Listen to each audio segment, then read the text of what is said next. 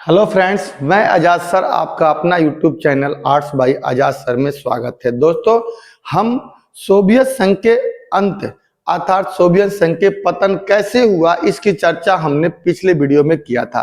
अर्थात जो chapter number 1 था जिसे हम दो ध्रुवीयता का अंत कहते हैं, उसी में हमने आपको दूसरे लेक्चर में ये बताया था कि सोवियत संघ क्या थी। सोवियत संघ क्या थी तो पहले बताया था सोवियत संघ की क्या विशेषता थी, सोवियत संघ की कमियां क्या थी, ठीक है, सोवियत संघ का पतन क्यों हुआ और फिर उसका पतन के बाद क्या परिणाम निकला। उसी में हमने पीछे एक बातें कही थी कि सोवियत संघ के परिणाम में ही कि शॉक थेरेपी को अपनाया गया। दोस्तों, आज हम लोग उसी शॉक थेरेपी के बारे में हम समझने की कोशिश करेंगे कि वो शॉक थेरेपी क्या था। यानी रूस में यूएसएसआर के शासन यानी साम्यवादी शासन व्यवस्था का पतन हुआ, उसके स्थान पर एक नई वहां पर सिस्टम डेवलप आई, उसको हम लोग शॉक थेरेपी कहते हैं।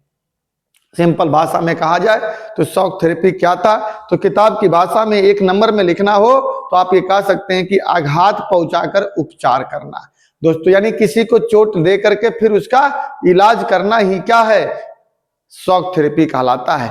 ये अमेरिका के दिमाग की उपज थी। एक तरह से ये पूंजीवाद ही व्यवस्था था, लेकिन डायरेक्ट अमेरिका यूएसएसआर में ना जाकर के इसमें रोल विश्व बैंक और आईएमएफ के माध्यम से, एक नए सिस्टम के माध्यम से अमेरिका क्या करता है, इसको भेजता है कहां पर, यूएसएसआर में, और वहां जाकर के शॉक थेरेपी अपना काम करने का काम करता है।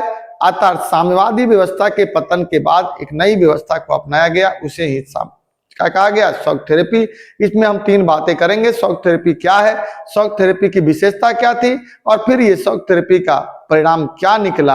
अगर शायद ये बेहतर होता तो सारे लोग अपनाते, बेहतर नहीं था तभी तो मध्य एशिया में संघर्ष का परिणाम हमें देखने को मिलता है। अर्थात शॉक थेरेपी सफल नहीं हुआ। अब चलिए दोस्तों, हम बात करते हैं, कह रहा है कि साम्यवादी शासन व्यवस्था के बाद शॉक थेरेपी, ठीक है। शॉक थेरेपी का अर्थ क्या होता है दोस्तों, कई बार ये 2 नंबर में क्वेश्चन पूछ चुका है और इस बार भी पूछने की संभावना प्रबल इसकी बनी हुई है। कह रहा है कि शॉक थेरेपी का शाब्दिक अर्थ होता है किसी को आघात पहुंचाकर उपचार करना। क्या है दोस्तों, आघात पहुंचाकर उपचार करना, यानी हम किसी को मारें और फिर उसका इलाज कराएं, यही हमारा शॉक थेरेपी है। दूसरे शब्दों में अगर कहा जाए तो सोवियत संघ के पतन के बाद सोवियत संघ के गणराज्यों को साम्यवादी व्यवस्था में विश्व बैंक, वर्ल्ड बैंक और अंतर्राष्ट्रीय मुद्रा कोष द्वारा निर्देशित एक ऐसी व्यवस्था जो साम्यवादी व्यवस्था से पूंजीवाद की ओर संक्रमण को ही हम क्या कहते हैं, शॉक थेरेपी कहते हैं। यानी साम्यवाद से पूंजीवाद में कन्वर्ट हो जाना। मैंने कहा ना कि शॉक थेरेपी एक तरह से पूंजीवाद ही था, तो साम्यवादियों को पूंजीवादियों में बदलना ही शॉक थेरेपी था। और ये किसके मार्गदर्शन में था, वर्ल्ड बैंक और अंतर्राष्ट्रीय मुद्रा कोष के माध्यम में। किसके द्वारा कहने पर, अमेरिका के कहने पर यह व्यवस्था थी। अर्थात दूसरे शब्दों में कहा जाए तो रूस, मध्य एशिया के गणराज्यों और पूर्वी यूरोप के देशों में पूंजीवादी व्यवस्था की ओर संक्रमण का एक खास मॉडल ही क्या कहलाता है, शॉक थेरेपी कहलाता है। तो दोस्तों, आपको निश्चित तौर पे परिभाषा समझ में आ गया होगा। आप चाहें तो कैसे भी लिख सकते हैं, छोटा परिभाषा लिखना होगा तो आप लिख सकते हैं कि आघात पहुंचाकर उपचार करना।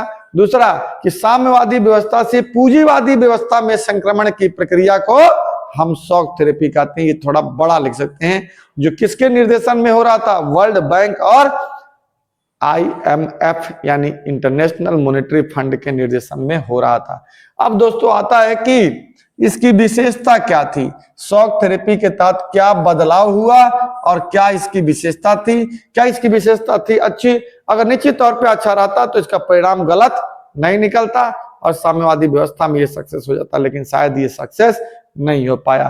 पहला देखिए विशेषता क्या थी कि यूएसएसआर के सभी देशों द्वारा पूंजीवादी व्यवस्था को अपनाया गया। अपनाया नहीं गया, अपनाने के लिए मजबूर उन्हें किया गया। राज्य की संपदा को निजीकरण कर दिया गया, जो पहले सार्वजनिक थी अब निजीकरण, क्योंकि पूंजीवाद में तो निजीकरण होता ही होता है, ये तो आप भी जानते हैं। सामूहिक खेती पहले होती थी, उसके जगह पर अब निजी खेती को महत्व दिया गया। पहले मुक्त बाजार नहीं थी, अब मुक्त बंद अर्थव्यवस्था थी, अब मुक्त बाजार को अपनाया गया। ये विशेषता है किसकी, शॉक थेरेपी का। शॉक पूछ दिया कि शॉक थेरेपी की विशेषता क्या है, तो पूंजीवादी व्यवस्था को स्थापित करना, सरकार की संपत्ति को निजीकरण करना, सामूहिक खेती के स्थान पर निजी खेती को रखना, मुक्त व्यापार को डेवलप करना। साथ ही साथ दोस्तों पश्चिमी देशों से व्यापार को बढ़ावा दिया गया, निजी संपत्ति की छूट दी गई, अर्थव्यवस्था को खोल दिया गया जो पहले बंद था, पूंजीवाद के अतिरिक्त किसी भी वैकल्पिक व्यवस्था को स्वीकार नहीं किया गया। ये एक दबाव बनाया गया कि आपको पूंजीवाद के अलावा किसी अन्य व्यवस्था को स्वीकार नहीं करना है। मुद्राओं का आर्थिक व्यवस्था से जोड़ दिया गया। ये सारी व्यवस्थाएं जो 9 गो विशेषता दिखाई गई, जिसके वजह से भूचाल आ गया वहां पर, और उसका परिणाम जो था वो बेहतर नहीं निकला।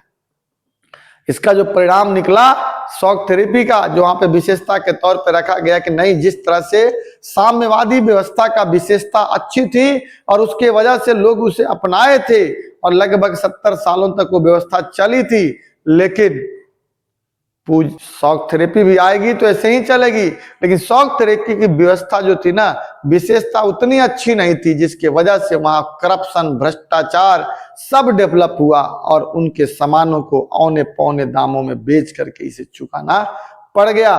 तो अब कहता है कि इसका परिणाम क्या निकला। परिणाम तो यही हुई कि आर्थिक असमानता में वृद्धि हो गई, क्योंकि जब बंद अर्थव्यवस्था की जगह पे खुली अर्थव्यवस्था आएगी ना, व्यवस्था को खोला जाएगा, मुद्राओं का व्यवस्था किया जाएगा, तो खोली हुई व्यवस्था में कोई अमीर होता है तो कोई गरीब होता है, अमीर आगे बढ़ेगा, गरीब नीचे आएगा, और ऐसी स्थिति में जिसका सामान बेहतर होगा वही तो बेहतर बाजार करेगा, और ऐसे में आर्थिक असमानता भी फैल जाएगी। दूसरा, गरीबी का प्रसार हुआ, क्योंकि पूंजी किसी खास लोगों के पास ही केंद्रित हो गया, कुछ कुछ लोगों के पास ही इकट्ठा होने लगा, इसीलिए गरीबी का प्रसार हुआ।